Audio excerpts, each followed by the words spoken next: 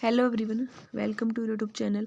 In this video हम discuss करने वाले हैं स्टीरियो आइसोमर्स को हम डिटेल से पढ़ेंगे। लास्ट वीडियो में हमारा स्ट्रक्चरल आइसोमर कंप्लीट हो गया था। अब देखिए, फर्स्ट आपको पता होना चाहिए कि स्टीरियो आइसोमर होता क्या है। आइसोमर्स का मतलब क्या होता है, सेम कि मोलिकुलर फॉर्मूला तो सेम होगा बट फिजिकल और केमिकल प्रॉपर्टीज़ होंगी ना, वो डिफर होंगी हमारी। अब स्टीरियो आइसोमर्स में मेनली हम क्या देखते हैं कि हमारा जो मोलिक्यूल्स है उसका 3D में अरेंजमेंट कैसी है, 3D अरेंजमेंट ऑफ मोलिक्यूल, वो हम पढ़ते हैं स्टीरियो आइसोमर्स में। ठीक है, वो डिफरेंट टाइप की हो सकती है 3D में, वेस्टेज रिप्रेजेंटेशन में हो सकती है, सोमर्स में हो सकती है, न्यूमन में हो सकती है, ये आपने पढ़ा भी है जैसे। अब देखिए हम पढ़ते हैं स्टीरियो आइसोमर्स, आपको पहले बता देंगे। अब ये तो टू टाइप्स के हैं मेनली, ज्योमेट्रिकल और ऑप्टिकल आइसोमर। ऑप्टिकल तो लाइट से संबंधित है, रोटेशन पे देखता है, और जो ज्योमेट्रिकल आइसोमर्स है ना, ये कब होता है, ये लिगेंड जब हमारे पास जैसे सिस ट्रांस होता है।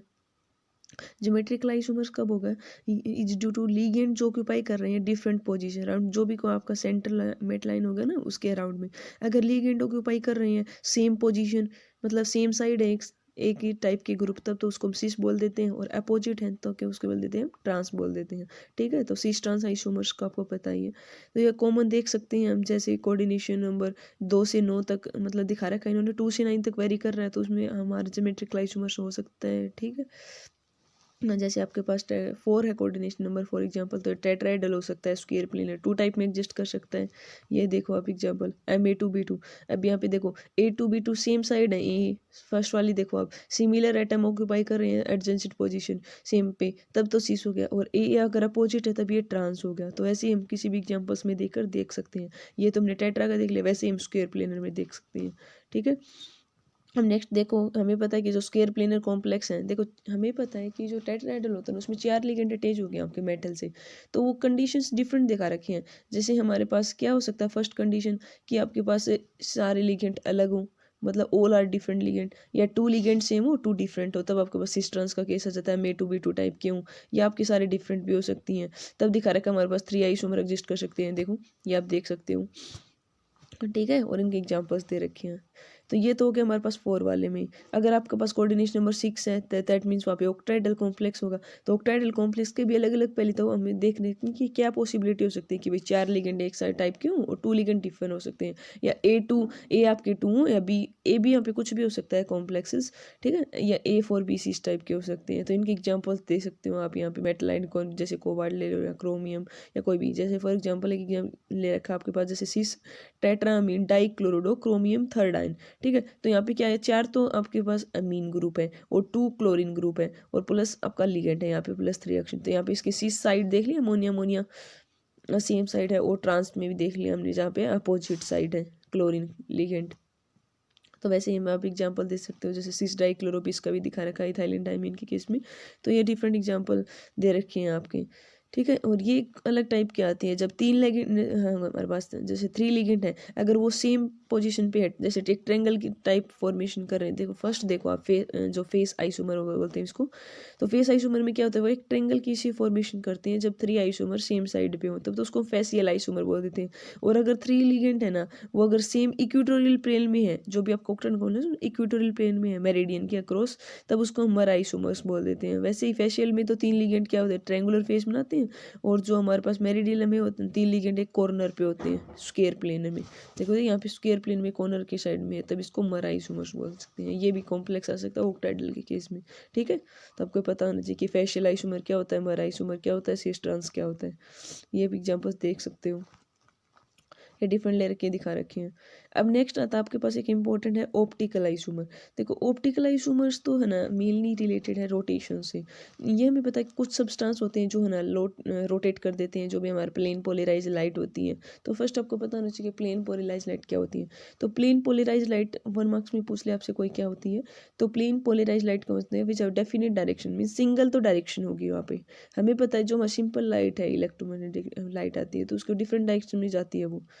ठीक है, तो प्लेन पोलराइज लाइट की जो डायरेक्शन होती है वो एक सिंगल डायरेक्शन होती है, वो सिंगल वेवलेंथ की लाइट होती है। जो हमारी सिंपल लाइट होती है वो डिफरेंट टाइप की होती है, जैसे वो electromagnetic, radio wave, UV type, तो हर एक की डिफरेंट वेवलेंथ होती है, लेकिन जो प्लेन पोलराइजर होती है उसकी एक सिंगल वेवलेंथ और सिंगल डायरेक्शन में ट्रेवल करती है।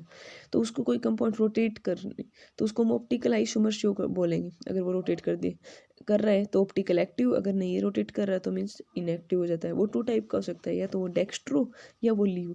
तो लीव में तो क्या होता है कि वो जो प्लेन पोलराइज्ड को रोटेट करेगा ना वो लेफ्ट साइड करता है, और डेक्स्ट्रो रोटेटरी राइट साइड करता है। रोटेशन पे है राइट करता है तब उसको पॉजिटिव साइन से दिखाते हैं और स्मॉल डी, और जो लेफ्ट में करता है तब उसको स्मॉल एल और नेगेटिव आइसोमर से दिखाते हैं। ठीक है, तो एसेंशियल कंडीशंस क्या होगी, कोई भी सब्सटेंस को ऑप्टिकल एक्टिविटी है या नहीं, तो उसके लिए आप ये देख लो कि उसमें प्लेन ऑफ सिमेट्री नहीं होनी चाहिए या सेंटर ऑफ सिमेट्री।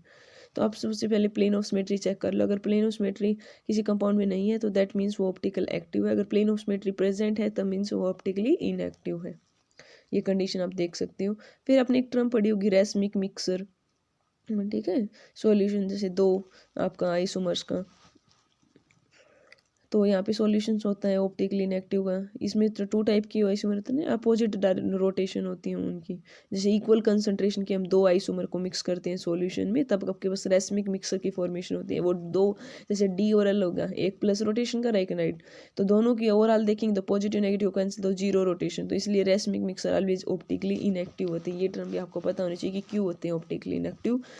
क्योंकि वो देखो ऑप्टिकल एक्टिव होने के लिए क्या कंडीशन थी उनकी, वो रोटेट करनी चाहिए, मीन्स कुछ रोटेशंस के वो।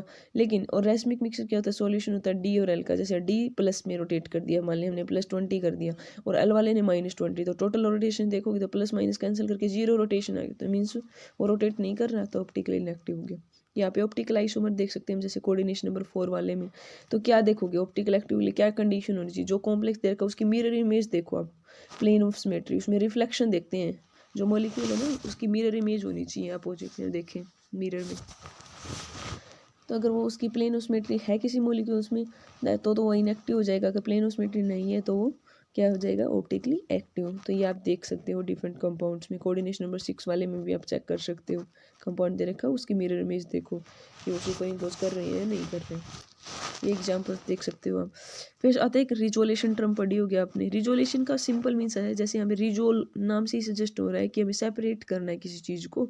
अब यहाँ पे देखो ये रेसमिक मिक्सचर है तो उसमें टू टाइप की है, एक तो डी वाला आइसोमर है, एक एल वाला है, तो हमें उसको सेपरेट करना है। तो आप बोल सकते हैं कि सब प्रोसेस जो कन्वर्ट डी एल एल को ऑप्टिकल एक्टिव आइसोमर से रेसमिक में, ये तो हो जाता है रेसमिक प्रोसेस। रिजोल्यूशन का तो सिंपल मीन्स है कि एक ऐसा प्रोसेस जिसमें हम सेपरेशन कर रहे हैं रेसमिक मिक्सर को into D and L isomer में, सेपरेशन कर रहे हैं डीएल को, ठीक है, उसको रिजोल्व कर रहे हैं दोनों को सेपरेट, तो उसको रिजोल्यूशन बोल देंगे। ये कुछ मेथड दे रखे हैं कॉमनली मेथड, जैसे केमिकल मेथड होता है सिलेक्टिव क्रिस्टलाइजेशन डाइस्टीरियोमर्स का, ठीक है। तो इसमें एक मोस्ट कॉमन मेथड जो इन्वॉल्व करते हैं, जो भी रेसमिक मिक्सर लेते हैं फिर उसको चेंज करते हैं रेसमिक से डाइस्टीरियोमिक फॉर्म में। फिर में डाइस्टीरियोमर तो ऑप्टिकली एक्टिव होते हैं तो वो तो मिरर इमेज शो नहीं करते, ठीक है। तो डाइस्टीरियोमर को ऑब्टेन कर सकते हैं हम सफिशिएंटली फिजिकल जो भी प्रॉपर्टीज़ होंगी मेल्टिंग बॉइलिंग पॉइंट से।